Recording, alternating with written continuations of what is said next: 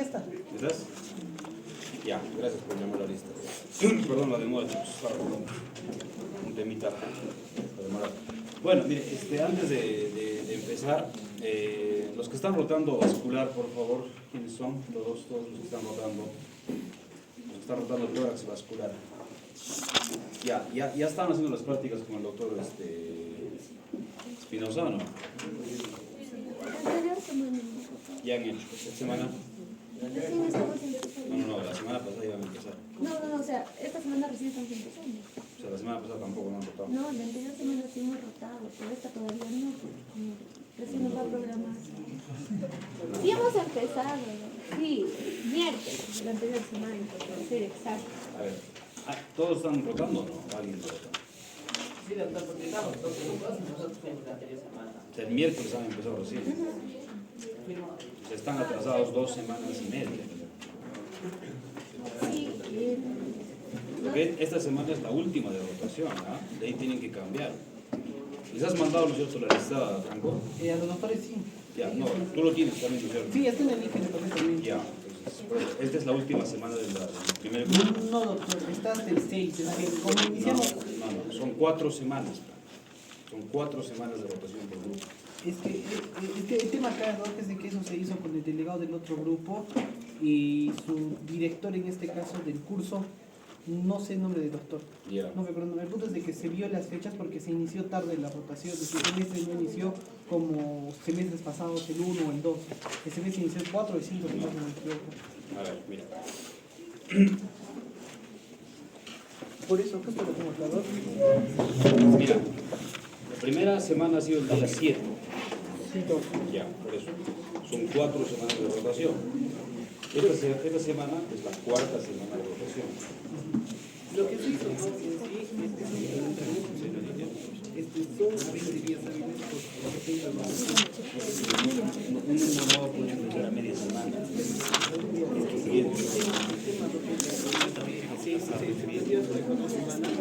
Incluso podemos hacer así, pero se comparte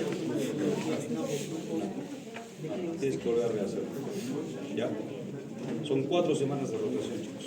¿Ya? exacto. Sí, exacto. Esto acaba el primer grupo, el lunes viene el otro grupo. Tienes que rehacerlo.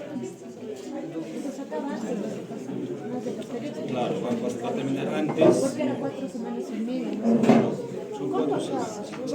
Siempre ha sido así. Doctor, podríamos, porque es que este tema sería hacer los envíos. Que recién lo voy a programar. Porque hay una confusión al parecer. Eso hemos quedado con el hecho de rotación. Se ha quedado acá. ¿Ya? Nos hemos quedado 4 semanas. Cada 4 semanas. ¿Ya? Pues mira, chicos, escucha un ratito. A los que están rotando vascular, al acabar la rotación tienen que recuperar esas 2 semanas y media. Yo he hablado ya con el doctor Espinosa. ¿Ya? Pues a los que no han rotado las 2 primeras semanas, esta media semana que he empezado, al acabar tienen que recuperar con él. Al final van a volver, eso es lo que se ha quedado. ¿Ya? Son 4 semanas de rotación. ¿Ya? Por eso, esta semana terminamos el grupo y el lunes arrancamos la nueva rotación. ¿Ya? Los que están rotando traumatología, ¿algún problema? ¿Todo bien? Ya. Los de plástica. Los de plástica, ¿quién está rotando? ¿Todo bien? No hay problema. ¿No? Ya. Entonces, según la secuencia, mira, Franco, se supone que quedamos, ¿cierto? Cirugía general, luego rotaban traumato, ¿no es cierto? Luego vascular y luego plástica. ¿Así lo has puesto el orden o no? Sí, mira, déjame decirle. Sí, primero está general, luego está plástica, luego está cardiovascular, luego está traumatología. Eso se hizo en función al grupo. Traumato, el último.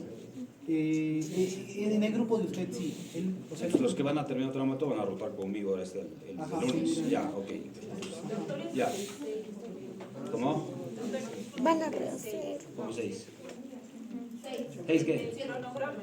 es que no, se cambió. Se va a van ser cambiar. 4 Son semanas. 4 semanas, Ajá. chicos. Se No acaba puede el- haber un inicio de rotación a media semana o algo, eso no, nunca se ha hecho. Ya, se empieza el lunes. ¿Ya? Los que van a terminar ahora, terminamos las clases y se acercan para hacer la rotación, ya la distribución. los que están terminando traumato, nos juntamos un ratito, ¿ya? Eso, lo primero. De ahí, bueno, si no hay otro problema, pues lo de Bascular ya está claro. ¿Ya? ¿Alguna duda más antes de empezar? ¿Algo más? ¿Nada? Ya. Ok. Ya, chicos, entonces vamos a avanzar los dos temas que nos tocan. ¿Ya? El primer tema es un tema así más relacionado a lo nuestro, un poco más importante. Y el segundo tema es lo que ya han visto ustedes mucho en la parte de nefro, de semiología, de fisio. No lo vamos a ahondar mucho porque eso no nos compete tanto a la parte quirúrgica, ¿no? Pero lo más importante sí para ver de un paciente que está en un preoperatorio de repente, ¿no? Entonces, este primer tema, ¿no? El título es pues nutrición, ¿no es cierto?, de un paciente quirúrgico, ¿no? Entonces, cuando hablamos de un paciente que va a entrar a sala de operaciones, ¿no?, tenemos que ver, lo importante es cómo está llegando el paciente, o sea, su estado general, ¿no? Importante ver también la edad, ¿no?, de un paciente. Es diferente operar un paciente con una peritonitis que tenga pues, 20 años o un paciente con una peritonitis que tenga 80 años, ¿no? Entonces, ahí va a variar mucho de acuerdo al tipo de patología, a la enfermedad que tengamos y más, ¿no? Entonces, nosotros para dar alta a un paciente, como lo que les comenté en la primera clase, o sea, tiene que haber un par de criterios. O sea, lo primero, es un paciente ya posoperado, tiene que tener dolor lo mínimo posible, ¿no es cierto?, más bajo posible, ¿ya?, que esté ambulando, que esté caminando y que esté tolerando la vía oral, ¿no? Entonces, y que, bueno, en algunos casos que necesitamos que hagan deposición, ¿no? Ya, sobre todo en pacientes con obstrucción intestinal, o pacientes que hacen resecciones intestinales, ahí sí, ¿no? Porque no podemos dar alta a un paciente que no funcione bien el tránsito intestinal, ¿no? Entonces, básicamente el tema de nutrición, pues relacionado a eso, es que un paciente tiene que tolerar algo para que pueda salir de alta, ¿no?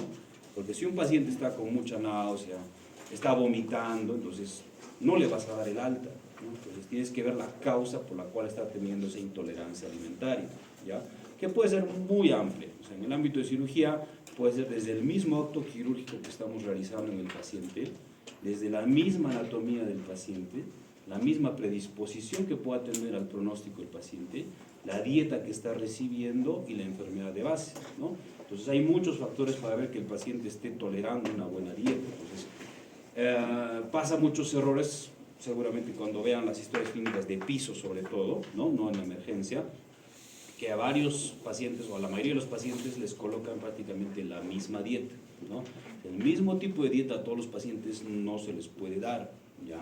Y eso obviamente también tenemos que manejarlo con el área de nutrición. Entonces, si hay un paciente específico que, por ejemplo, le he hecho una gastrectomía por un tumor de estómago, pues no le puedo dar una dieta común a un paciente que se ha operado pues, de una vesícula, un apéndice, ¿no? Entonces no es lo mismo, ¿no? Entonces, hay que tener un poco cuidado en las indicaciones que vamos a poner en estos casos de los pacientes, ¿no?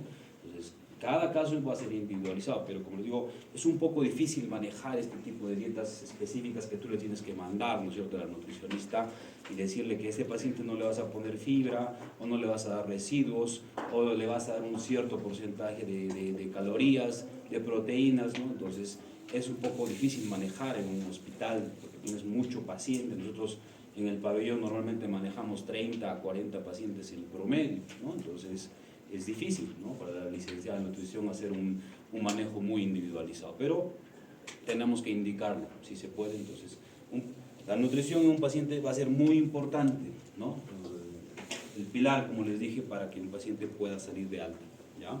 Entonces, ¿por qué es necesario el soporte nutricional en un paciente quirúrgico? Entonces, no estamos hablando acá solamente de la dieta, estamos hablando de un soporte. O sea, ¿qué significa? Que algo más tenemos que dar a este tipo de pacientes, ¿no?, para que pueda cumplir su requerimiento basal. Hay algunos pacientes que de repente con una dieta blanda van a estar tranquilos. De repente un paciente tengo que ponerle una dieta hiperproteica. De repente otro paciente tengo que darle un suplemento, ¿no es cierto?, adicional a la dieta que están recibiendo, dependiendo de lo que queremos en el tipo de paciente, ¿no? Entonces, es necesario, algunos sí, algunos no. ¿Qué más? ¿Cuándo alimentar a un posoperado? Eso también va a variar mucho, ¿no? Entonces, la mayoría de los colegas, ¿no? en los diversos centros, ¿qué es lo que le colocan? O sea, un paciente sale posoperado y le ponen NPO y no ponen nada más. ¿Eso qué significa? Que lo estás mandando al paciente NPO mínimamente hasta el día siguiente de la cirugía, ¿no? Entonces, si te pones a pensar, un paciente que, por ejemplo, está en una cirugía electiva, ¿no? Ya, digamos una ventración, ¿no? Entonces, que va a entrar en turno a las 11 de la mañana. Entonces, está en ayunas desde la noche previa, ¿no es cierto? Que son 8 de la noche o 7 de la noche que le dan el último alimento. Toda la mañana, se opera toda la tarde, toda la noche y al día siguiente. O sea, si suman casi 36 horas de ayuno, ¿no? Que es en promedio, y eso no está bien, ¿no? Entonces, pero eso es lo que pasa en los hospitales, ¿no? Entonces, cuando tú vas a darle a alimentar a un paciente, no tienes que esperar mucho tiempo, ¿ya? O sea, antes sí se decía eso, ya tienes que operar a un paciente y el paciente tiene que estar mucho tiempo echado, mucho tiempo en cama, no va a comer 2 o 3 días, ¿no? Para que se recupere.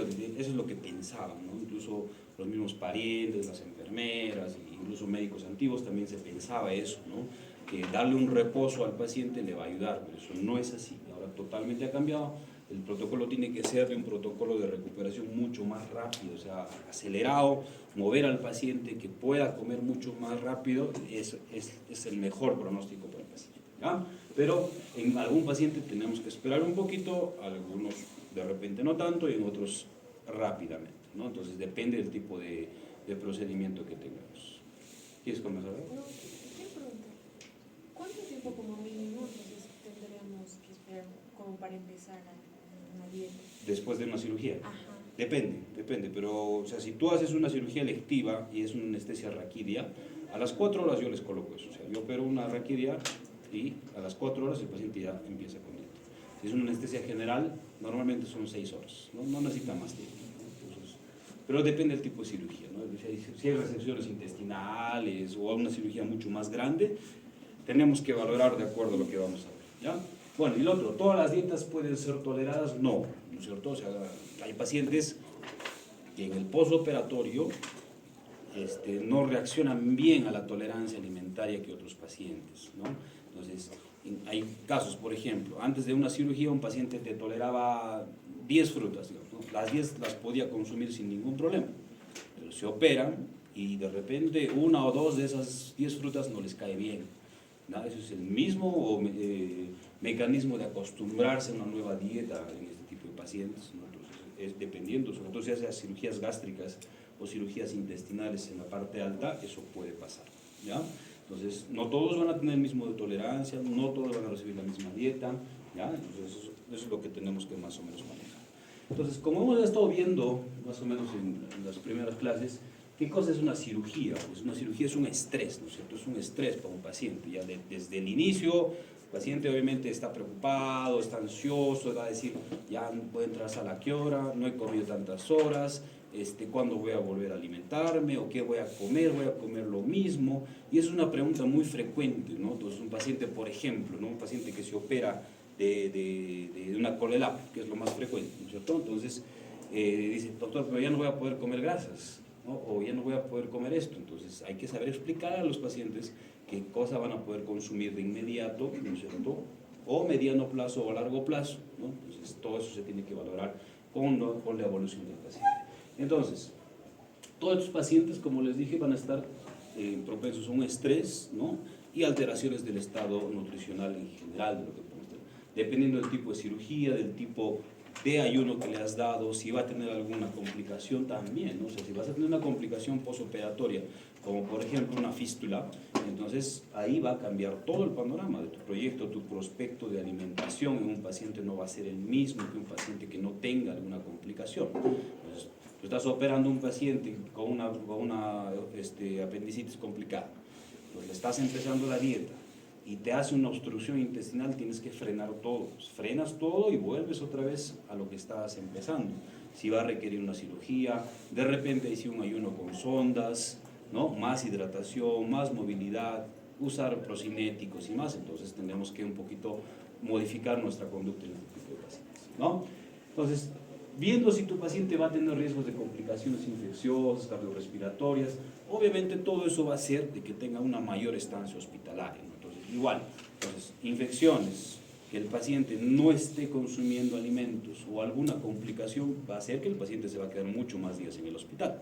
Eso es lo lógico. Entonces, tenemos que tratar de evitar todos estos problemas. Entonces, el que no coma el paciente, el que esté en un ayuno muy largo, también va a hacer que el paciente va a tener más tiempo de estancia hospitalaria, ¿no? Entonces, la importancia de la intervención nutricional como parte del tratamiento, ¿no? Va a ayudar muchísimo a la evolución, buena evolución o mala evolución del paciente de acuerdo a cómo estás manejando la terapia nutricional en estos pacientes. Entonces, un término muy usado es esto, desnutrición. Algunos hablan de desnutrición y otros hablan de hipoabsorción, malabsorción, que son términos diferentes de acuerdo al tipo de cirugía que vamos a manejar. Hay cirugías que pueden ser hipoabsortivas o malabsortivas, y hay otro tipo de cirugías que te van a predisponer a que el paciente haga algún tipo de desnutrición, ¿ya? Entonces, en general, este tipo de estado se da en cirugías del tracto gastrointestinal, sobre todo en las partes más altas. ¿Por qué en las partes más altas? Porque vemos que la producción de líquido, ¿no es cierto?, de fluidos es bastante alto, ¿no? Producimos saliva, producimos el jugo gástrico, el duodeno, la parte yeyunal, entonces hay mucho contenido líquido, entonces puede haber malabsorción y desnutrición en este tipo de cirugías. Más en casos oncológicos, sí, por el mismo estado, ¿no?, que tiene el paciente por su enfermedad de base, ¿ya? Más predisposición a infección, curación deficiente de heridas, úlceras de decúbito, sobrecrecimiento bacteriano, sí. O sea, que tienes dos fotos, un paciente obeso y un paciente muy flaco, digámoslo así, los dos pueden ser desnutridos. O sea, no es que un paciente esté gordito y esté bien nutrido, no, es más, están muy mal nutridos los pacientes, ¿no? Y el paciente que tiene bajo peso, que está muy delgado, también tiene mala nutrición, entonces puede llegar a un estado de desnutrición o malabsorción, dependiendo de lo que estamos viendo. Y estos pacientes van a tener más tendencia, obviamente, a que las heridas no sanen bien, están mucho tiempo postrados, echados, no quieren caminar, no hacen actividad física, tienen más predisposición a formar úlceras sacras, sobre todo, ¿no es cierto?, lumbares, ¿ya? Y sobreinfecciones, más estancia hospitalaria, más predisposición a infecciones intrahospitalarias, neumonías, ¿no es cierto?, y demás, ¿ya? Entonces, lo que nosotros manejamos para el estado nutricional, lo más básico es esto, ¿no?, sacar el índice de masa corporal, ¿no?, que es peso sobre la talla al cuadrado, entonces para ver cómo vamos a catalogar a nuestro paciente, a nuestros pacientes en ese momento, ¿no? Entonces, por ejemplo, tú tienes un índice, ¿no es cierto?, que va a darte un bajo peso cuando tienes menos de 20, ¿no? Entonces, 18, 17, tienes bajo peso, delgadez. Un peso ideal, normalmente tienes que manejar un IMC, ¿no?, entre 20 a 24.9, ¿no? Entonces es lo que tenemos que manejar, ¿no? Un paciente va a tener sobrepeso cuando ya tienes más de 25 punto algo hasta 29.9, ¿no? Tienes obesidad grado 1 cuando tienes de 30 hasta 34.9, obesidad grado 2 de 35 a 35.9 y la obesidad grado 3 o la obesidad mórbida cuando es más de 40. Y la última clasificación es el superobeso cuando ya tiene un índice de más de 50, ¿no? Entonces, a estos pacientes, obviamente, tenemos que tener mucho cuidado, porque, por ejemplo, tú vas a hacer una cirugía laparoscópica de una exploración de vía biliar en un paciente que tiene un índice de masa de 48. Entonces, la colocación de trócares ya es diferente, porque el espacio es diferente, ¿ya? Tienes que usar trócares especiales, ¿no? Incluso el neumoperitoneo también es diferente, se maneja de otra forma, son cirugías incluso más difíciles. Y si fuese una cirugía abierta es mucho más complicado todavía, porque tienes que entrar a cavidad y tienes un panículo, una pared muy gruesa que no te deja maniobrar. O sea, solamente el abordaje inicial va a ser muy dificultoso, el cerrar va a ser igual muy dificultoso, hay más tendencia a sobreinfección de heridas y demás, ¿no? Entonces, son pacientes que hay que manejarlos con mucho cuidado cuando nos llegue a la emergencia.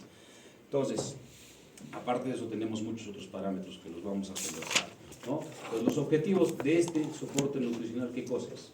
Minimizar el balance proteico negativo y evitar la desnutrición, depleción de reservas energéticas y mantener una masa muscular y función inmune idealmente en el pre, intra y posoperatorio. O sea, hay pacientes, por ejemplo, que los evaluamos y tienen un porcentaje de grasa muy alto, pero tienen un porcentaje muscular, ¿no?, de grasa magra, baja y músculo bajo. Entonces, son pacientes que no van a reaccionar muy bien a una cirugía larga, por ejemplo, ¿no? Entonces, En algunos pacientes tenemos que hacer una evaluación nutricional muy específica antes de la cirugía. Estamos hablando obviamente de cirugía programada, ¿no? En cirugías de emergencia pues no hay forma, no se puede manejar eso, no tenemos una opción dada y clara para este tipo de pacientes. Entonces, reducir el estrés de la cirugía obviamente te va a ayudar muchísimo el pronóstico de tu paciente. Entonces, para esto, para manejar este objetivo, se han creado muchos tipos de sistemas, muchos tipos de protocolos, hay muchas guías y más que ya están totalmente estudiadas, como por ejemplo el programa ERAS, el protocolo Fast Track o las recomendaciones de la Sociedad de Anestesiología, ¿no? En general todo esto tiene casi un objetivo muy similar, ¿no? Pero esto ahí variando en el transcurso de los años y algunos centros lo usan, algunos centros no, ¿ya? Entonces eso también va a depender de dónde vas a estar, dónde vas a operar al paciente, dónde vas a ver a tu paciente quirúrgico, es diferente, un hospital MINSA, un hospital de salud, un instituto, entonces va a variar mucho de acuerdo a cómo se maneja el paciente. En general, ¿qué cosa van a comprender casi todos estos? Uno, la preparación y medicación post-cirugía, que eso es diferente en cada cirugía que nosotros hacemos. O sea, las indicaciones de medicamentos no son iguales en cualquier centro hospitalario. El balance hídrico sí es casi muy similar. La ideal es de que cada cirugía que tengamos en un paciente tiene que tener un balance lo más neutro posible. O sea, un balance bien cero o bien tendencia cercana a lo cero es lo mejor para estos pacientes. Analgesia y técnicas de anestésicas, eso también va a variar mucho. Hay centros en los cuales se maneja el tratamiento del dolor. O sea, hay anestesiólogos que manejan el dolor, ¿ya? En los pacientes postoperados. Les manejan con parches, ¿no es cierto?, con infusiones, con catéteres, incluso algunos usan también la técnica de usar el cannabis, y mucho más cosas, ¿no?, que se puede manejar para el dolor de estos pacientes. Soporte nutricional, ¿a quién voy a darle soporte? ¿A quién no? Entonces es igualito, como les digo, hay algunos centros que sí tienen un centro específico de nutrición, ¿no? Entonces, por ejemplo, en el hospital hay un centro específico que es el USNA, ¿no?, Unidad de Soporte Nutricional Artificial. Entonces, que es todo un departamento donde está ahí bien armado, ¿no es cierto?, el equipamiento para alimentar y darle buena nutrición a los pacientes pues, de UCI, los pacientes pediátricos, los pacientes posoperados. Entonces, se tiene esa unidad, ¿ya? Y la movilización, que eso es muy importante, como les comentaba, ¿no? O sea, movilizar a tu paciente posoperado va a hacer que más rápidamente va a alimentarse un paciente. Si tu paciente lo dejas postrado, sin caminar, te va a hacer distensión abdominal, te va a hacer ilio, no le vas a dar de comer, pues, porque te va a vomitar, te va a empeorar el ilio, y entonces ya estamos viendo que eso también va a empeorar la estancia hospitalaria de los pacientes. Entonces, este protocolo ERAS, por ejemplo, ¿qué cosa te habla?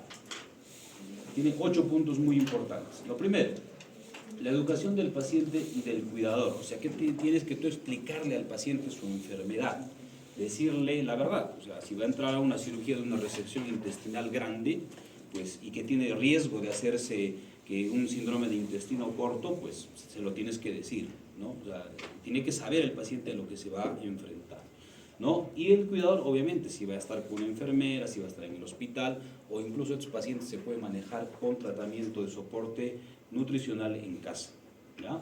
Luego, la no preparación intestinal. Entonces, hacer que el intestino esté limpio, ¿no? Algunos centros, algunos incluso cirujanos hacen o hacíamos eso, ¿no? Hacemos la limpieza intestinal preoperatoria, que en algunos casos la verdad sí sirve, ¿no? Pero ahora actualmente ya casi nadie hace una preparación de intestino.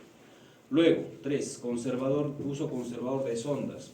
O sea, mientras menos invasivo sea tu cirugía, mientras menos catéteres, menos sondas, menos drenajes le colocas a tu paciente, va a ser mejor para tu paciente.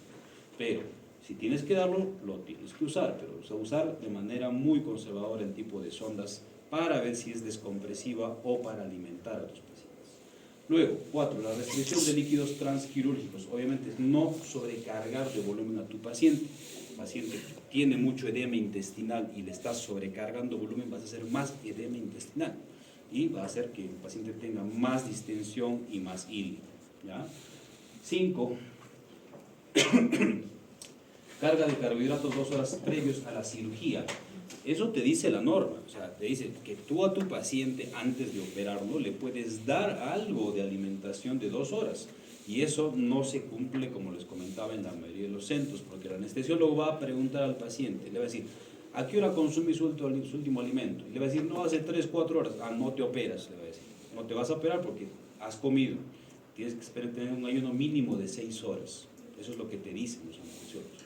Pero las guías, las normas, te dicen que sí le puedes dar una sobrecarga, o sea, un tecito, un matecito, algo azucarado incluso para estos pacientes para que tengan una buena reserva 2 horas antes. Y de sólidos, 6 horas. O sea, no necesitas mucho más tiempo de ayuno como normalmente te lo piden los anestesiólogos. ¿Ya? Luego, alimentación oral. Obviamente, la mejor es la vía oral. Pues, o sea, si tu paciente va a tolerar la vía oral, que coma, ¿no? O sea, en vez de estar poniéndole, si quieres, vitaminas, si quieres ponerle suplementos y todo lo que quieras que puede ser para enterada o por sonda, no. O sea, si tu paciente va a tolerar la vía oral, dale, que es la mejor opción. Luego, de ambulación temprana postoperatoria, ¿no? Que el paciente tiene que caminar. O sea, los pacientes, ni bien estén ya moviendo las piernas, si es una anestesia raquídea, tienen que caminar inmediato, ¿no? Eso es lo mejor. Y el egreso temprano, pues obviamente, incluso ahí acaba lo que se maneja, lo que es el UCMA, que es cirugía mayor ambulatoria. O sea, tú operas una cirugía, digamos, relativamente grande, puede ser una hernia si quieres, ¿no? Entonces, y le das de alta incluso el mismo día. No es necesario hospitalizar a estos pacientes para evitar todo esto, ¿no? Y mejorar el tema de alimentación y todo eso. Ahora, el protocolo Fast Track, ¿qué significa? Es un protocolo de rehabilitación multimodal. Entonces, acá habla de algo mucho más rápido, o sea, mucho más dinámico. O sea, en un protocolo Fast Track tienes que darle a tu paciente todo lo más rápido posible para su recuperación. Uno, ¿qué cosa? Informar y permitir al paciente que se involucre en su tratamiento, explicarle que tiene que cumplir las indicaciones que le estás dando y también ayudar con el tratamiento en casa. Suministrar nutrición evitando el ayuno previo a la cirugía, igualito, o sea, tienes que darle una sobrecarga de, ¿no es cierto?, de calorías, de carbohidratos a tu paciente antes que se opere. Luego, estandarizar la anestesia y monitorizar fluidos. Eso también es un poco variado. Entonces, lo que les decía, en centros que se hace cirugía mayor ambulatoria, o sea, para que tu paciente se vaya a su casa, tendrías que hacer solamente anestesia regional, ¿no? No una anestesia general. O sea, un paciente se opera, que dura una cirugía normalmente unos 30, 40 minutos en promedio, sale a recuperación, empieza a mover las piernas y a las 2 horas se va a su casa. Luego, usar cirugía mínimamente invasiva. Lo mejor sería hacer todo cirugía laparoscópica, obviamente. No todos, pero se puede hacer, no todos los casos. Y promover la movilización precoz. Igualito, entonces repitiendo lo mismo. Que mover a tu paciente ya está prohibido, que el paciente se opere y esté echado todo el día. No, eso ya no existe. Entonces, los 3 pilares de esto es ¿qué cosa? Una nutrición adecuada, alimentar rápido a tu paciente, control del dolor, manejar mucho el dolor, porque hemos dicho, tu paciente está con dolor, no va a caminar, no va a querer moverse. Y la movilización temprana. Entonces, tienes estos 3 pilares, a tu paciente lo vas a poder dar de alta muy rápidamente. Entonces, todo esto va a hacer que el paciente disminuya el estrés, menos dolor postoperatorio, menos estancia hospitalaria y mayor recuperación de lo que estamos conversando. Entonces, evitar largos periodos de ayuno, la guía te dice eso, ¿no? Líquidos hasta 2 horas antes de la cirugía y los sólidos hasta 6 horas antes de la cirugía. Pero les vuelvo a recalcar que eso no se cumple en casi ningún centro del país, ¿ya? Y comenzar el soporte nutricional las primeras 24 horas postoperatorias. O sea, si tu paciente necesita un suplemento adicional, digamos, has hecho una cirugía intestinal importante, le has colocado una sonda nasoentérica nasoyeyunal y tienes que pasarle Ensure, pásale al día siguiente. Si ya se puede, es mucho mejor para tu paciente alimentarlo, al menos un día ya lo estás dejando en reposo, pero después ya vas a poder alimentarlo. Entonces, todo esto va a hacer que se reduzca la respuesta endocrina, va a mejorar la resistencia a la insulina, obviamente más en pacientes diabéticos, catabólicos, hipercatabólicos, y va a disminuir la deshidratación postoperatoria para la recuperación de estos pacientes. Junto con buena hidratación, buena alimentación, los pacientes tienen buena respuesta postoperatoria. Pero ¿qué es lo que pasa en un postoperatorio? Entonces puedes tener estos 2 escenarios. El primero es eso, que es lo más frecuente, ¿no? Que el paciente se opera y está echado en cama, no quiere ni moverse, apenas hace su esfuerzo respiratorio, ¿no? Está ahí, ¿no? Todo convaleciente. Eso pasa con muchos de los pacientes. Entonces, no quieren ayudar, no quieren caminar, no quieren ir ni al baño, ¿no? Entonces, no te ayudan ese tipo de pacientes. Entonces, tú tienes que decirle que no es así, que no es lo correcto, que eso ya no se hace, ya no es el mejor manejo de recuperación para este tipo de pacientes. Entonces, ese es el primer escenario. O el segundo escenario, que el paciente sale de la cirugía, despierta, o si quieres ya está un poco más tranquilo y ya está de hambre. Se quiere comer todo lo que puede encontrar en ese momento, ¿no? Porque, como les digo, normalmente pasa mucho tiempo de ayuno, ¿no? O sea, en promedio son 30 horas, incluso para más, de un paciente que está sin consumir un alimento. Entonces, no es lo normal, o sea, no sé, una persona, digamos, que tiene un ritmo normal, o sea, ¿cuánto tiempo puede esperar sin comer? No es mucho. ¿Tú cuántas horas has estado máximo sin comer? 12 horas. 12 horas. Bien. Entonces, por eso te digo, 30 horas o más no es fácil. ¿Ah? Entonces, no es tan sencillo. Hay que entender al paciente, decirle, pues ya sí, tranquilo, vas a empezar a comer, pero de repente poco a poco, ¿no? Darle tolerancia oral, algunos le damos dieta líquida, algunos ya de frente, puede ser una dieta ya un poco más compleja, pero con mucho cuidado. Entonces, hay que saber los dos escenarios que tenemos en ambos pacientes, o en ambos tipos de pacientes. ¿Cuándo vamos a alimentar a todos los pacientes, cualquiera menos en estos dos casos, que hay que tener, por eso lo pongo en interrogante? Si un paciente que tiene pancreatitis o un paciente que se hace una resección intestinal, entonces ahí tenemos que tener un poquito de cuidado en la alimentación. Porque incluso antes, cuando tenías un diagnóstico de pancreatitis, todos los pacientes sí o sí estaban prácticamente en ayunos 3 días. Estaban con sondas, estaban echados, estaban monitorizados en UCI. O sea, era un tema bien complejo una pancreatitis, ¿no? Entonces, no les dabas de alimentar recién para el 4.º día, y eso, si no era una pancreatitis grave, o sea, porque los pacientes estaban días en ayunos, ¿no? Y las resecciones intestinales también, o sea, tú decías, no, pero hemos hecho una resección, si le damos de alimento, de repente la sutura se abre o algo está pasando, ¿no? Un poquito de miedo, ¿no? Pero pensando, como les vuelvo a decir, si tienes todo lo que tú produces de saliva, de jugo gástrico, intestinal, o sea, todo lo que está pasando y llega, digamos, una sutura muy distal, no hay casi nada de problema de que tú le puedas dar algo de líquidos o alimentar a tu paciente, o sea, no va a variar casi nada, ¿no? Pero hay que tener un poquito de cuidado en estos dos escenarios, ¿no? Porque en pancreatitis, a veces alimentar rápidamente a los pacientes les provoca más distensión y dolor, o sea, más dolor. En una paciente que ya tiene mucho dolor, le vas a incrementar el dolor, entonces no te conviene.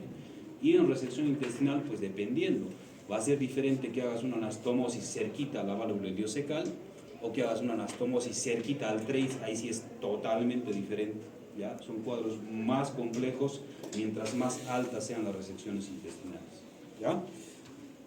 Entonces, en este preoperatorio vamos a tener varios objetivos, ¿no? Mantener y mejorar el estado nutricional, disminuir la morbilidad, prevenir la desnutrición y prevenir la depresión de estados hipercatabólicos por el ayuno mismo del paciente. Ahora, estamos hablando ya de suplementos, o sea, no solamente de una dieta, estamos hablando de algo más que vamos a darle al paciente. Y esto puede ser relativamente costoso en algunos casos y prolonga el tiempo de estancia hospitalaria también. O sea, si tú vas a darle un suplemento alimentario a tu paciente, tienes que saber de que no va a ser un día, de repente va a ser 3 días, de repente va a ser 5, de repente va a ser una semana, de repente va a ser un mes, ¿no? No se sabe, de acuerdo al tipo de paciente que manejamos. De estos pacientes pueden beneficiarse, ¿no? ¿Cuándo? Los pacientes muy desnutridos, obviamente hay que darle un suplemento adicional.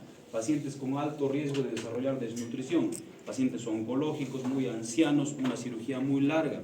Estos pacientes que tienen un estado nutricional no muy bueno en el preoperatorio, entonces ya tenemos que proyectarnos a que nosotros le vamos a dar algo más aparte de la dieta que está recibiendo para que tenga mejor respuesta postoperatoria. Entonces, por ejemplo, una cirugía programada hay que buscar siempre una ingesta rápida, hemos dicho, y una no programada, la reconversión del estado crítico. O sea, si es una super emergencia, tu paciente pues ha entrado con una isquemia intestinal, ya, pues, ni modo, o sea, haces lo que puedas en la cirugía y ver cuándo vas a reiniciarle ya la vía oral a este tipo de pacientes, ¿no? O sea, eso se tiene que valorar prácticamente en el postoperatorio, saber cómo está saliendo tu paciente y cómo tú lo vas a manejar, si va a ir a piso, si va a ir a UCI, no sé, dependiendo del estado, ahí podemos manejar algunos cambios. En este postoperatorio, ¿no?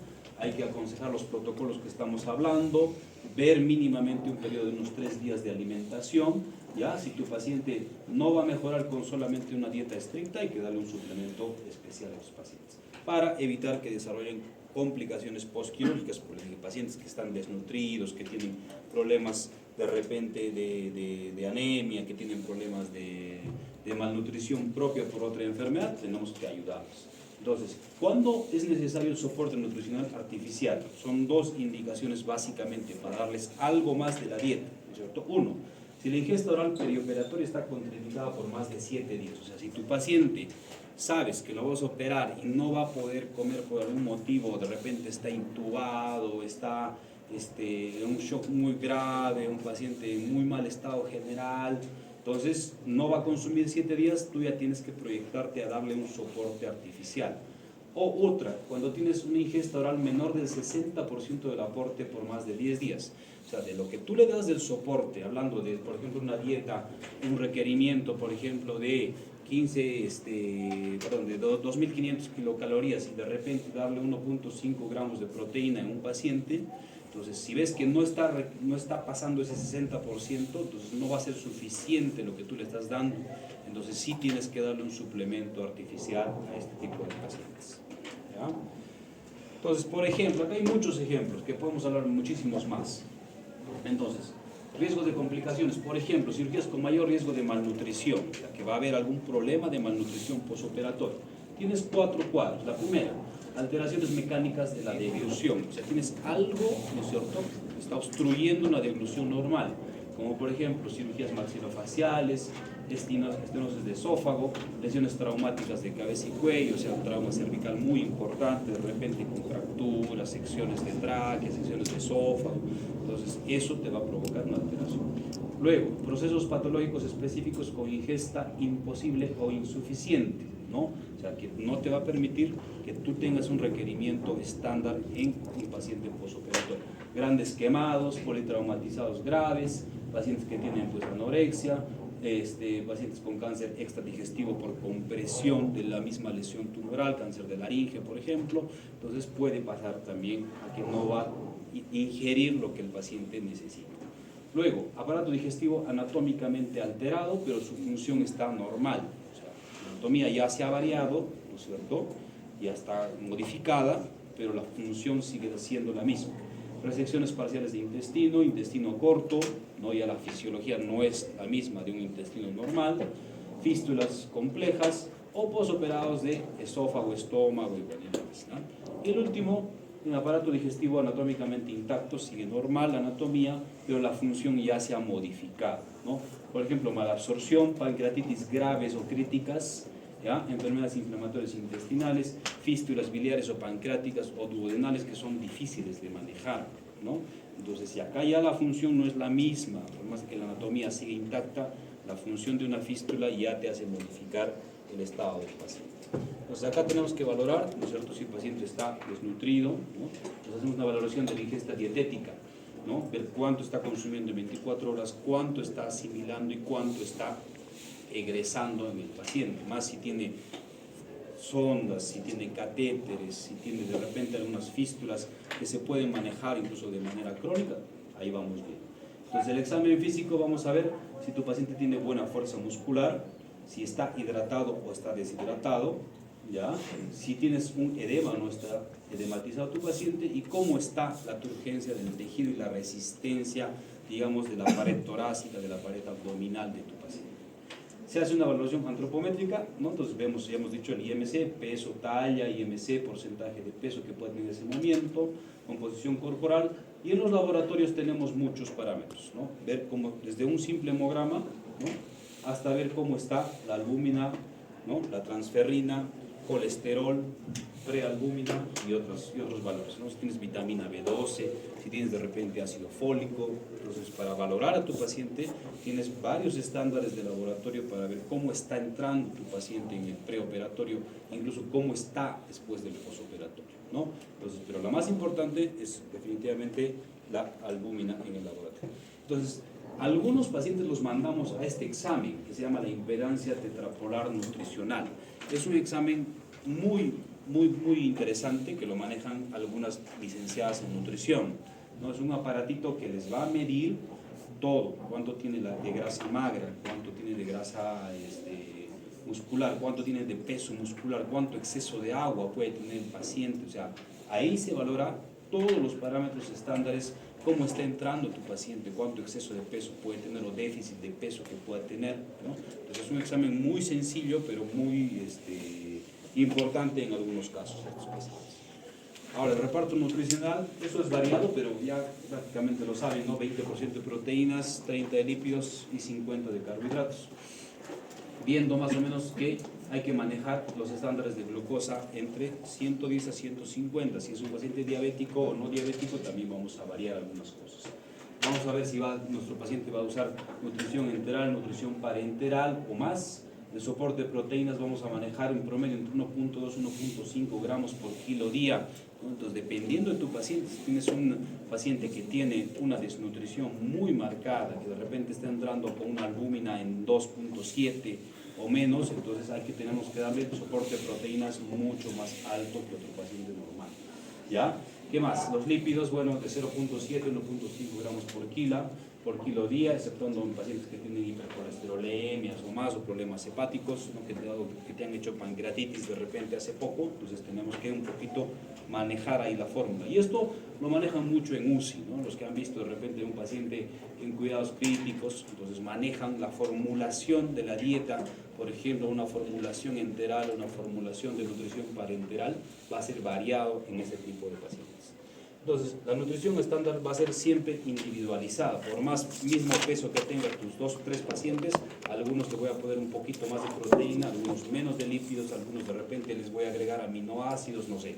Entonces, eso va a ser muy variado en cada tipo de pacientes. La nutrición enteral, entonces, va a ser menos costosa, ¿sí? Definitivamente. Menor tasa de complicaciones infecciosas, o sea, mientras que el paciente pueda asimilarlo por boca, va a ser mucho mejor. ¿En quién está indicado? Pacientes con deterioro neurológico permanente, es un paciente que está postrado, que ha tenido de repente un ACV, un problema cerebral crónico, que no puede comunicarse, les puede servir esto.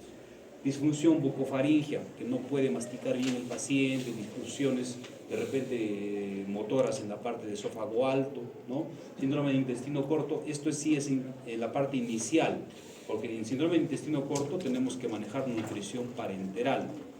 La nutrición enteral se da inicialmente hasta que tú tengas tu formulación, hasta que tengas, digamos, el material disponible, incluso si no tienes el dinero porque cuesta mucho más, entonces se puede manejar inicialmente con nutrición enteral. Trasplante de médula ósea o traumatismo mayor también se puede usar y en varias otras indicaciones. Entonces este soporte enteral, ¿no? Va a ser obviamente en pacientes que están más estables, ¿no? Normalmente se inician 5 o 7 días antes de la cirugía y después del postoperatorio. O sea, si tú tienes un paciente que vas a manejarlo, por ejemplo, una cirugía que va a ser muy grande, ¿no? Que puede ser un trasplante intestinal, una cirugía de cáncer de cabeza de páncreas, ¿no? Entonces hay que alimentar previamente a tus pacientes para que no tengan una depresión ni desnutrición postoperatoria. Cuando también, por ejemplo, un paciente no le vas a dar en una obstrucción intestinal, no le vas a dar suplementos porque todo obviamente va a salir por la sonda. Un paciente en muy mal estado general, shock, isquemia intestinal, falla multiorgánica, no le vas a dar inicialmente la nutrición de este tipo de pacientes. ¿Ya? Y las fórmulas son muy variadas, Hay fórmulas muy específicas para pacientes renales, para pacientes que tienen problemas hepáticos, de alergias, algunos que tienen problemas pulmonares y más, ¿no? Entonces hay muchas fórmulas. Entonces hay muchos sustratos inmunomoduladores, condicionantes, ¿no? Para mejorar. La mayoría de estos sustratos o elementos tienen estos 4 elementos, tienen estos 4 componentes: glutamina, arginina, ácido omega 3 y los nucleótidos, ¿no? Básicamente, incluso el omega 3 es muy fácilmente se consigue tolerable. Pacientes que tienen, por ejemplo, hepatopatías, que tienen el hígado graso, un hígado muy grande, les damos este omega 3, ¿no es cierto?, antes de la cirugía.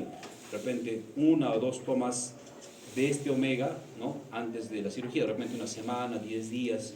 Si tienes tiempo para un paciente que se va a hacer una cirugía electiva, lo vas manejando de esa forma. Entonces, por ejemplo, esta glutamina, ¿qué cosa va a hacer? Va a mejorar la respuesta de los linfocitos, ¿no? La arginina va a mejorar los linfocitos B, los ácidos grasos también los neutrófilos, los nucleótidos van a mejorar la respuesta de los macrófagos. ¿No? Básicamente es eso, ¿no? Lo que estamos conversando. dependiendo del tipo de patología que vas a hacer, ¿no? Va a haber reconstrucción de este tipo de elementos. Básicamente las dosis son muy bajas, felizmente, ¿no? Por ejemplo, en la glutamina usamos dosis de 0.05 gramos por kilo, 5 a 7 días. Y las fórmulas que les comentaba son varias, como estas. Por ejemplo, tienes fórmulas con poco residuo. Es algo parecido esto a lo que nosotros usamos en las dietas. Ahora, el tipo de dieta es muy variado, porque puedes tener desde dieta, ¿no es cierto?, de tolerancia oral, puedes tener una dieta líquida amplia, dieta semisólida, puedes tener dieta sólida, dieta blanda, puedes tener una dieta hiperproteica, ¿ya? Entonces, cada tipo de dieta te va a dar un porcentaje de aporte calórico, que eso ustedes van a buscarlo, ¿ya? Van a buscar cuánto de aporte te da cada tipo de dieta para ver si tu paciente va a necesitar o no alguna fórmula agregada, ¿ya? Entonces, por ejemplo, fórmulas isotónicas con poca fibra. Algunos pacientes que tienes que darle dieta sin fibra, sin residuos, ¿no? Por ejemplo, pacientes que hacen fístulas, ¿no? Que tienen ileostomías, eso, entonces hay que darle sin fibra, sin residuos. No podemos darle frutas, ¿no? Este tipo de pacientes. No podemos darle habas, por ejemplo, también, ¿ya? ¿Qué más? Fórmulas que mejoran la inmunidad. Hay muchos que tienen mucha más glutamina, más aminoácidos de cadena ramificada. Fórmulas con alto contenido calórico, ¿ya? Obviamente tienes una dieta más hipercalórica para estos pacientes que requieren mucho más volumen. Fórmulas de alto contenido de proteínas, o sea, dieta hiperproteica y aparte una fórmula modular proteica, o sea, un suplemento, una formulación especial para este tipo de pacientes. Fórmulas elementales, fórmulas para insuficiencia renal, o sea, pacientes que tienen problemas renales, entonces va a mejorar también el tipo de nutrición.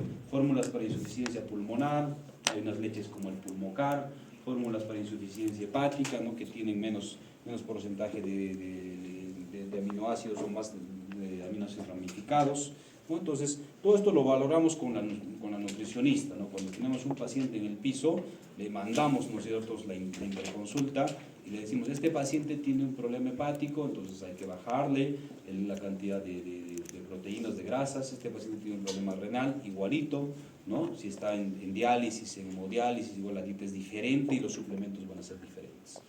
Bueno, las opciones de acceso para la alimentación entérica básicamente son 4 las más importantes. Tienes muchas, pero las que más usamos nosotros son la sonda nasogástrica, la sonda nasoyeyunal y las ostomías, como la gastrostomía y la yeyunostomía.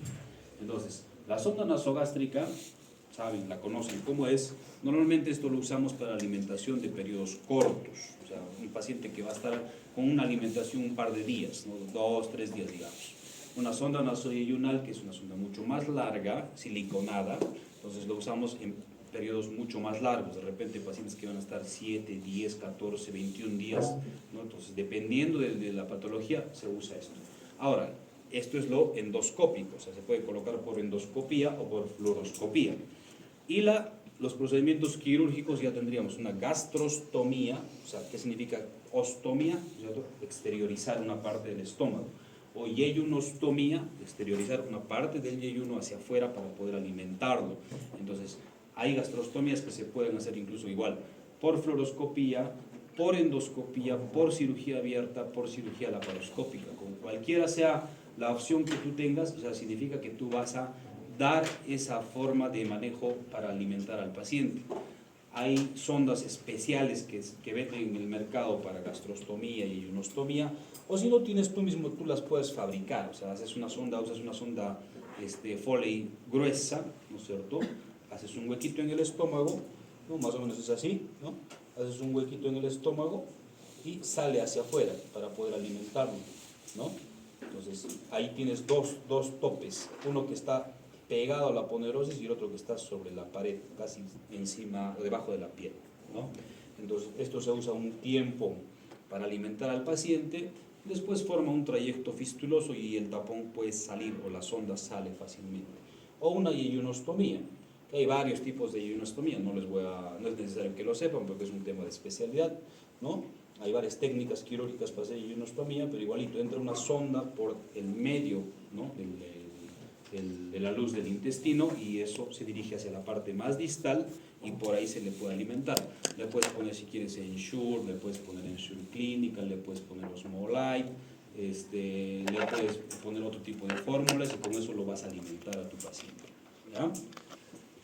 Tenemos estas también las fórmulas que nosotros usamos en el mercado en los pacientes. Tenemos el Provide Gold, que es proteína, que te da 15 gramos por cada toma, o sea, un vasito, una tapita chiquitita de 30 ml te da 15 gramos de proteína.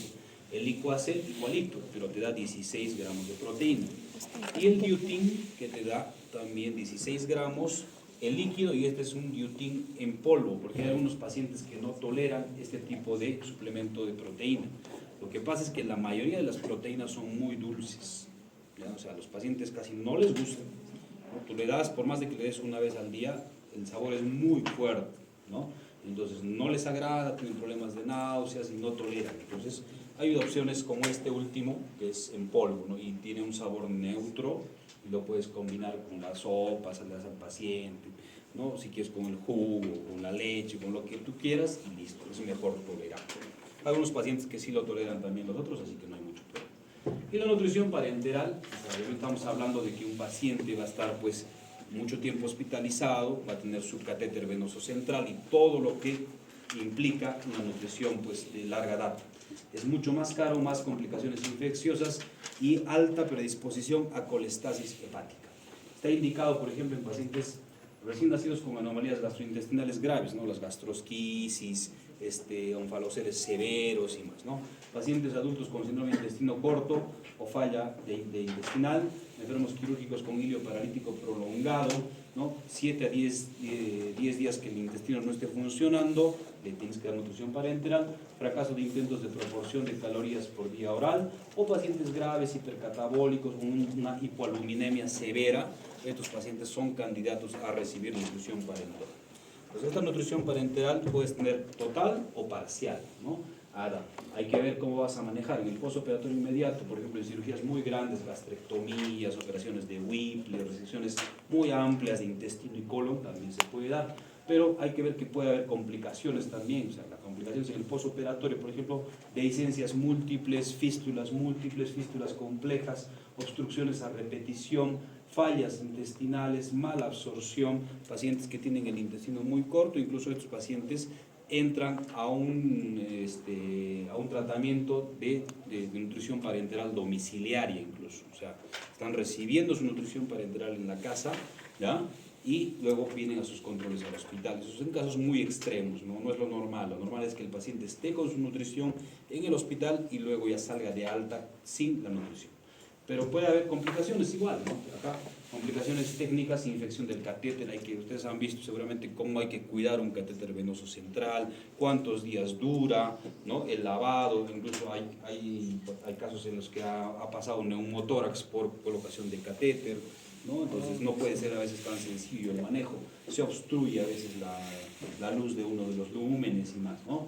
Entonces, ¿cuándo vamos a manejar? El tiempo también de uso del catéter, la permanencia hospitalaria y demás. Complicaciones metabólicas, puede haber colestasis, estetosis hepática, puede haber problemas del perfil hepático, ¿ya? O te puede dar atrofia intestinal, que eso es lo más grave que puede pasar, porque si tienes un paciente que está con nutrición parenteral total mucho tiempo, hay atrofia de vellosidades intestinales, ¿no es cierto? Disminución de la absorción intestinal.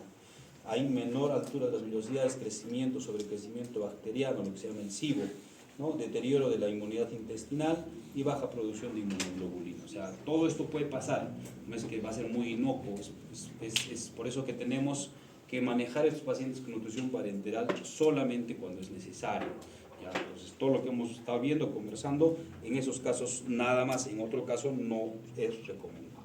Y creo que eso. ¿Alguna duda hasta ahí, chicos? ¿Qué tal es el ensure, la diferencia de PRO? ¿Perdón?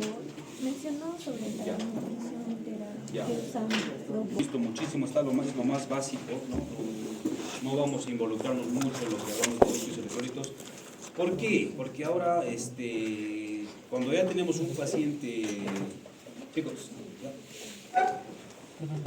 Cuando tenemos un paciente que tiene, por ejemplo, un problema del medio interno, nosotros no lo vemos directamente. O sea, hacemos la interconsulta a que lo vea el nefrólogo, que lo vea el intensivista, sobre todo, porque eso manejan muchísimo en la UCI, ¿ya? O si no tienes a la mano, pues bueno, de repente un médico internista que te puede más o menos ayudar a orientarnos. O sea, nosotros no vamos a hacer una corrección directa, ver cómo está el medio interno, o sea, sí vamos a darle el manejo inicial, pero el tratamiento definitivo no lo vemos nosotros en cirugía, ¿ya? O sea, eso tiene que mandarlo al especialista para que te pueda orientar, guiar y mejorar el tratamiento de este tipo de pacientes.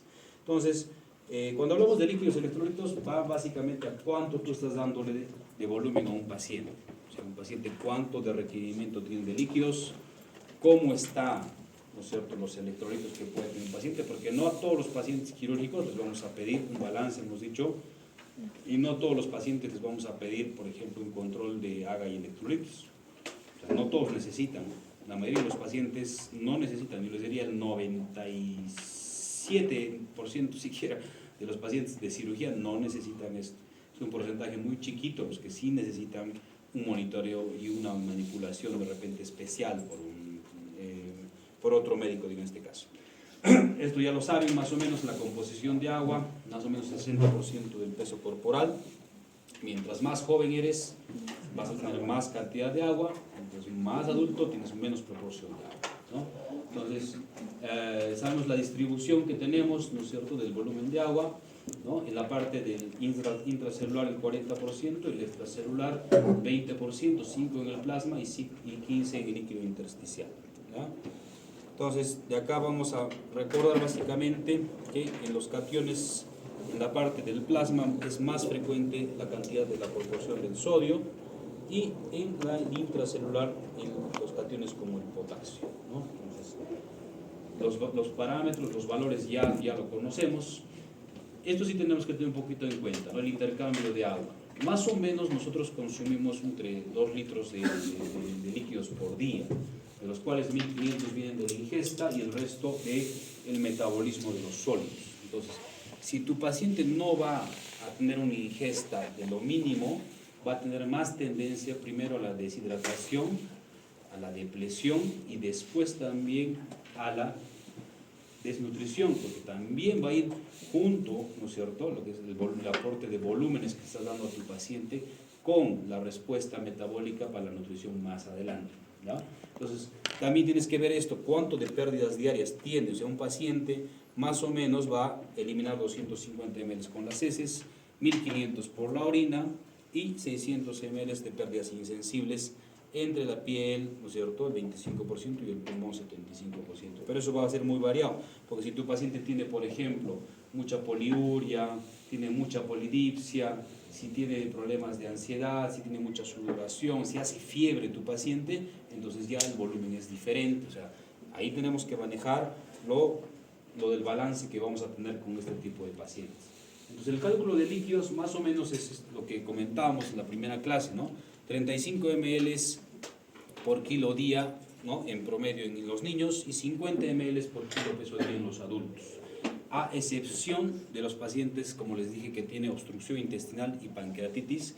Acá sí el volumen es más alto, o sea, la hidratación en esos pacientes le damos 50, 60, hasta 70 ml por kilo día, ¿no?, porque tenemos que darle más volumen para estas dos patologías. ¿Qué más? Los factores importantes de la enfermedad de base, obviamente, si tu paciente tiene diarreas, tiene vómitos, por otra causa, sea la que sea, o sea, no estamos hablando quirúrgica, se tiene que reponer el volumen que está perdiendo el paciente. Entonces, si tiene sondas, si tiene drenajes, ahí viene la cuantificación del balance, ¿no? Entonces, si tienes un balance muy negativo porque el paciente está orinando mucho y tienes una fístula intestinal que te está botando mucho volumen, ¿no? Y tienes la sonda también, entonces ahí tienes que manejar lo que son ingresos y egresos para que tu paciente llegue a lo más neutro posible.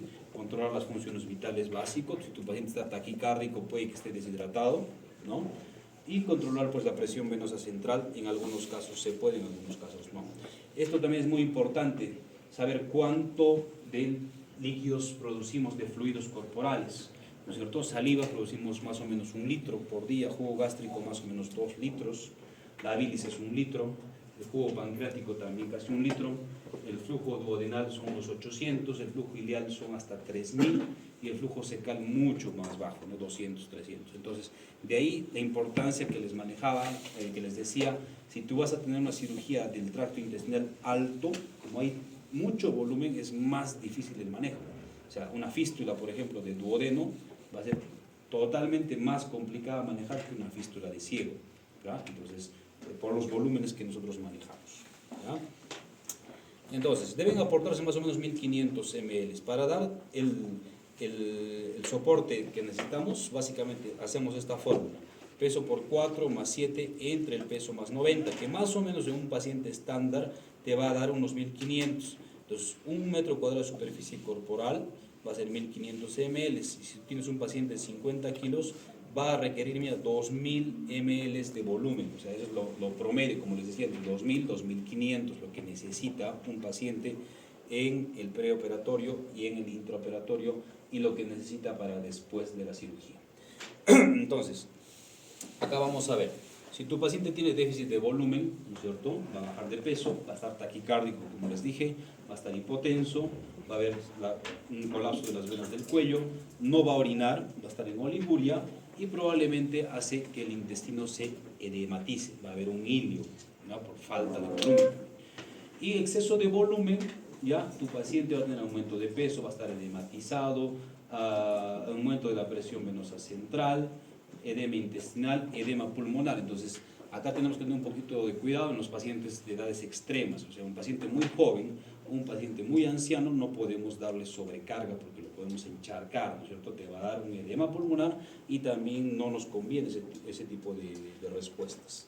¿Ya? La reposición con líquido extracelular, más o menos en el intraoperatorio, debe darse más o menos entre 500 a 1000 ml por hora de solución salina. Dependiendo si va a ser una cirugía muy larga, entonces ahí el volumen le aumenta. El anestesiólogo en promedio le coloca 1500 ml de volumen por cada cirugía, ¿ya? Si va a haber pérdida de sangre, si el abdomen va a estar expuesto, vas a dejar una bolsa para el abdomen abierto, entonces el volumen tiene que ser mucho más amplio que lo normal. Y bueno, lo que usamos nosotros, la solución salina, ¿no? O sea, usamos salina o Ringer básicamente, pero la hidratación o la reposición de volumen siempre, inicialmente con suero salino, ¿no? Cloruro a chorro y listo. Luego vamos viendo cuánto le vamos a dar, ¿no? 45 gotas por minuto, de repente 30 gotas por minuto. Vamos a ver de acuerdo al tipo de patología que vamos a manejar. Ahora, hablando ya, ¿no es cierto?, de los cationes, de los elementos, oligoelementos, tenemos el sodio, que es el catión extracelular más frecuente, con los volúmenes, ya parámetros que conocemos, de 135 a 145 miliequivalentes por litro. Ahora, los extremos, o sea, cuando tienes bajo sodio, muy alto sodio, no se van a notar en un paciente quirúrgico. Eso lo ven más que todo en la parte de medicina interna.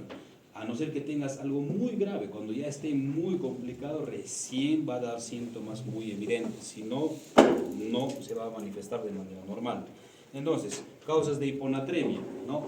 Falta de aporte, eliminación excesiva por fármacos, sobre todo edema, el SIGAT, síndrome de secreción inapropiada de una antidiurética, polidipsia extrema o aporte excesivo de agua. Entonces, todos estos casos te puede dar una hiponatremia, ¿no?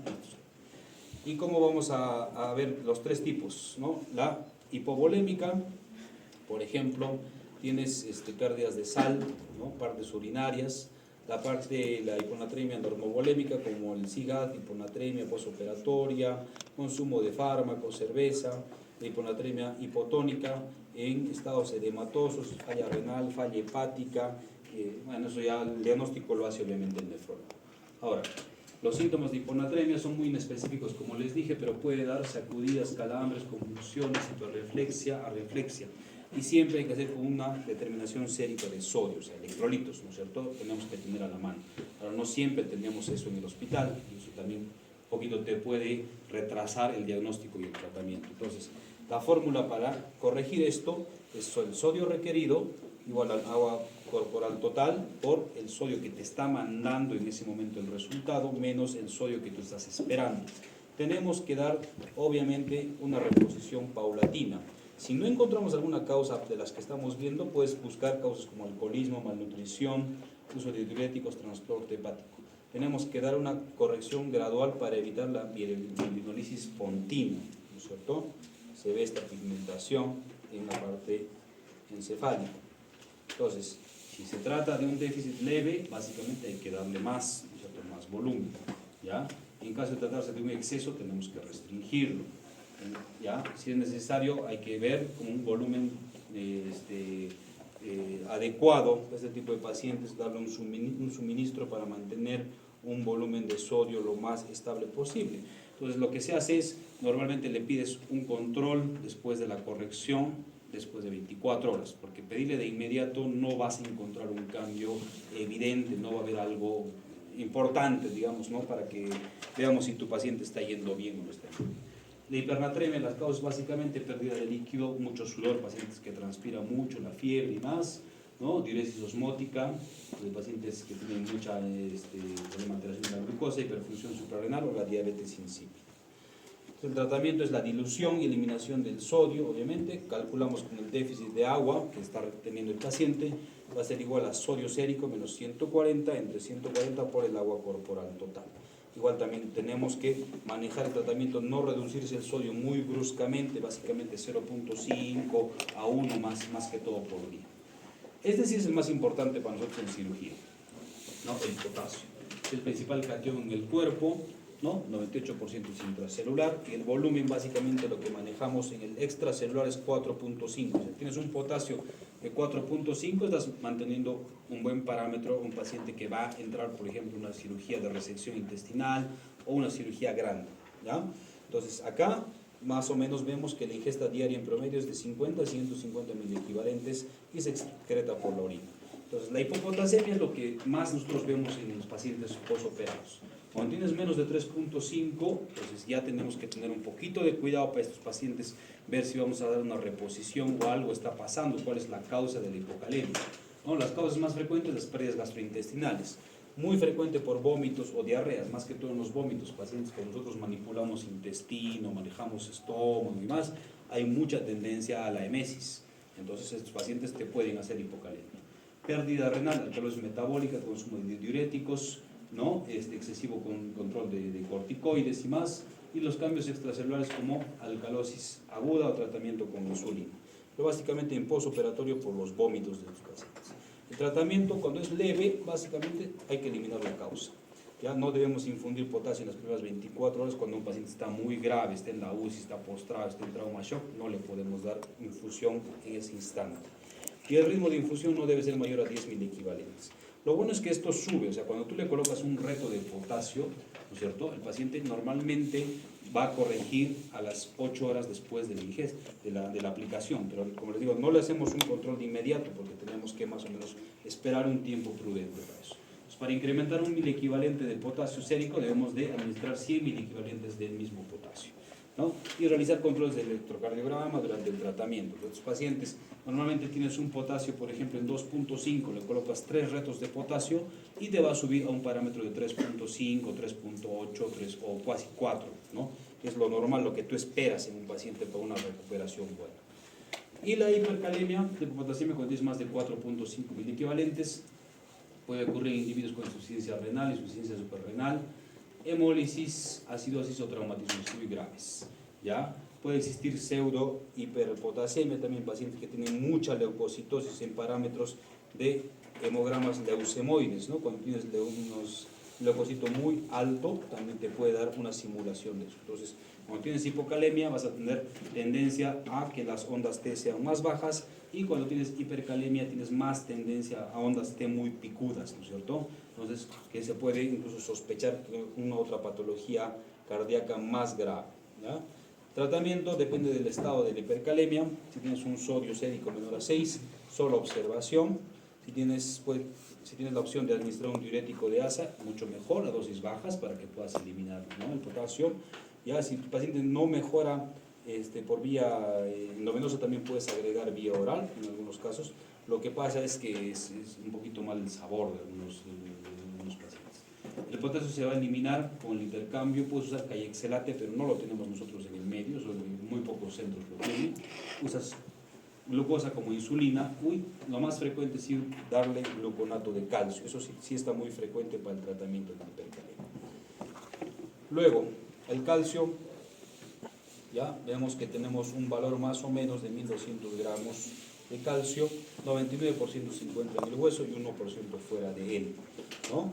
Entonces, acá lo que vamos a ver es el metabolismo, la absorción de la vitamina D, que no es necesario que lo sepamos nosotros.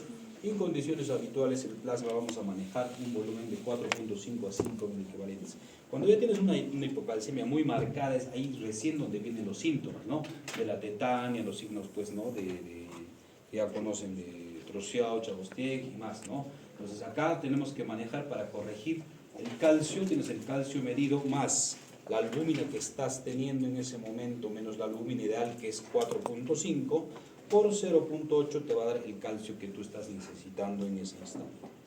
Causas principales de hipocalcemia: secuestro aumentado de calcio, como por ejemplo lisis tumoral, insuficiencia renal, post-transfusiones sanguíneas masivas también te puede dar esta patología, la metástasis sobre todo de tumores óseos, tumores de colon, pancreatitis crónica también te puede dar una hipocalcemia. Acciones del aparato hormonal disminuida. ¿Qué signos y síntomas te va a dar? Te va a dar sacudidas neuromusculares, problemas psiquiátricos, problemas cardíacos, ¿no? Puede también darte arritmias en algunos casos que tienen ya predisposición a la insuficiencia cardíaca. Tratamiento, ¿no? Una terapia inmediata, darle el gluconato de calcio al 10%, ¿no? 93 miligramos por 10 ml en venoclisis o en infusión. Y ahora tenemos que hacer una titulación de este calcio, sí, en las primeras horas. Y en hipercalcemia, cuando se excluyen las causas aparentes de hipercalcemia, pues tenemos que manejar cuando tienes un calcio muy alto, más de 10.5, múltiples anormalidades relacionadas como hiperparatiroidismo, tumores, ¿no? Los adenomas, tumores malignos, cáncer de pulmón también te puede dar una hipercalcemia, o los síndromes paraneoplásicos, ¿no? Que puede darse en cáncer de estómago, en cáncer de ovario, también se puede manejar de esa forma.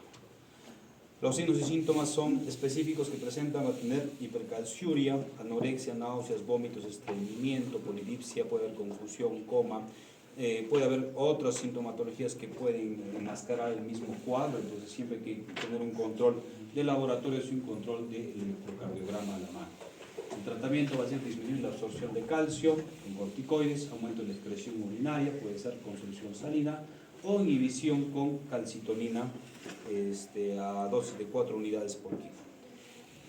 El magnesio es el segundo catión, ¿no? Que va muy de la mano con lo que es el potasio, ¿no? Ustedes lo saben, tienes hipocalcemia, te va a dar hipomagnesemia, tienes hipercalcemia, te va a dar hipermagnesemia. O sea, es por eso que solito, como tal, nosotros no lo manejamos o no le damos, digamos, la importancia necesaria en este caso, ¿ya? Entonces, acá lo que vamos a manejar cuando hay una hipomagnesemia, cuando tienes valores muy bajos, entre 1.6 y 1.9, las causas más comunes igualito, las causas gastrointestinales, ¿no? Aumento de la secreción, vómitos también puede darse, las manifestaciones clínicas puede haber depresión, debilidad muscular, ataxia, convulsiones, hiperreflexia, náuseas y vómitos. El tratamiento, básicamente cuando hay excesiva convulsión o excesivas arritmias, le va a hacer el tratamiento con sulfato de magnesio, que esto también se usa en patología obstétrica, que lo van a ver más adelante, ¿no? También, ¿ya? ¿Qué más? La hipermagnesemia, ¿no? Tienes parámetros más de 2.000 equivalentes por litro en pacientes que tienen insuficiencia renal. ¿Y qué cosa va a manifestarse? Con sintomatología neuromuscular, cardiovasculares, cuando los parámetros son muy altos, más de 4.000 equivalentes por litro. Tratamiento va a ser calcio antagonistas, ¿no? Que tienen pacientes con problema renal más avanzada, le puede dar una hemodiálisis para también corregir este parámetro. Fósforo, básicamente lo vemos cuando un paciente tiene una necesidad de una nutrición parenteral, porque para que el paciente, para que el intensivista le haga una formulación, te va a pedir zinc, calcio y fósforo. Eso, los resultados para que le coloquen en la bolsa, ver cuánto de aminoácidos más le va a poner, cuánto de oligoelementos le va a poner en la bolsa. Si no, prácticamente nosotros ni lo vemos esta parte, ¿ya? Entonces acá vemos que se encuentran los huesos en los dientes, un 14% de líquidos blandos y el líquido intracelular. Entonces la hipofosfatemia, ¿no? Cuando tienes concentraciones muy bajas de 1 a 2.3 miligramos por decilitro, y los síntomas son muy variados, ¿no? Confusión, convulsiones, dolor torácico, dolor muscular, trastornos de la función leucocitaria, problemas respiratorios también te puede dar, ¿no? Y en casos muy extremos ya pues el tema del coma. Tratamiento, cuando es leve o asintomática, incrementar la ingestión, la ingesta, ¿no? En casos más graves ya puedes darle administración de fosfatos con vigilancia obviamente de los efectos secundarios. La hiperfosfatemia, cuando tienes parámetros más de 4.5, la primera complicación puede dar por problemas de metástasis, y acá el tratamiento va a ser uso de antiácidos, ¿no? Lo que tenemos el aluminio, lo que es el magaldrato, ¿no? Ahí, en los jarabes que se usan incluso en la parte gástrica también se puede usar en este tipo de patologías, ¿no? Y en casos muy extremos, diálisis peritoneal. Lo importante es tener esto, ¿no? El equilibrio ácido básico. Entonces, cuando tú tienes un pH muy básico, o sea, muy estable, entre 7.35 y 7.45, no vas a tener problemas en el postoperatorio. Los dos extremos, hacer mucha alcalosis o mucha acidosis, es malo para un paciente postoperado. Peor si es una acidosis. O sea, cuando un paciente entra en una sepsis, por ejemplo, un shock séptico, va a tener mucha acidosis metabólica. Los pacientes van a tener acidosis metabólica muy marcada, con bicarbonato muy bajo, el pH en 7.3, 7.2. Entonces ahí vemos que tu paciente no está en un estado muy bueno. Hay que corregir ese medio interno, sacar el foco subyacente que está causando la acidosis, y ahí tu paciente va a tener un mejor pronóstico.